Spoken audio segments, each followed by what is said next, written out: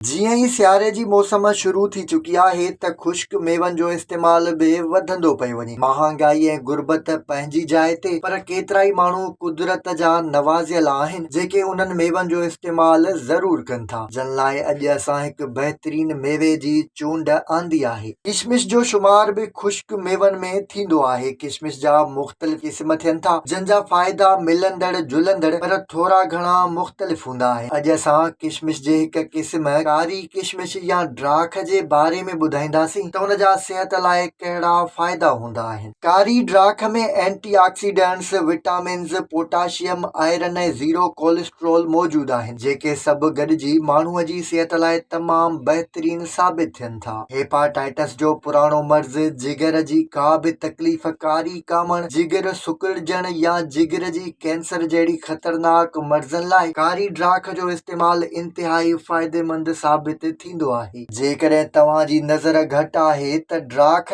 तव्हांजो इहो मसइलो हल करण में वॾी मददगार साबित थींदी। इन लाइ रोज़ 3 खां 4 दाणा ड्राख जा नेराने खाइण घुर्जनि। जेकॾहिं तव्हांखे वेसर जी बीमारी थी वई आहे ऐं तव्हांजा ॿार ज़िद्दीरा थी विया आहिनि त नाश्ते में कारी ड्राख ऐं खीर जो इस्तेमाल तव्हां ऐं तव्हांजे ॿारनि लाइ इंतिहाई फ़ाइदेमंद साबित थींदो। इन सां तव्हांजा ॿार डीठ ज़हन खां बि बचंदा, उन्हनि खे ताक़त बि मिलंदी ऐं तव्हांजी वेसर जो मसइलो बि हल थी वेंदो। जेकॾहिं तव्हां जिस्मानी तौर ते कमज़ोर आहियो तॾहिं बि तव्हां लाइ कारी ड्राख हिकु बहितरीन खुराक आहे। कारी ड्राख जो इस्तेमाल चहिरे ते दागनि धॿनि जे ख़ात्मे लाइ इंतिहाई फ़ाइदेमंद साबित थींदो आहे। कारी ड्राख साईअ जी बीमारीअ में रत पैदा करण जो बहितरीन ज़रियो हूंदी आहे, जॾहिं त उनखे साई मतिलबु हेपाटाइटिस जी बीमारीअ खां सवाइ बि इस्तेमाल करे सघिजे थो। कारी ड्राख जो पाणी वारनि जी सिहत, चमक ऐं मज़बूतीअ जे लाइ इंतिहाई अहम हूंदो आहे। कारी ड्राख रत खे साफ़ कंदी आहे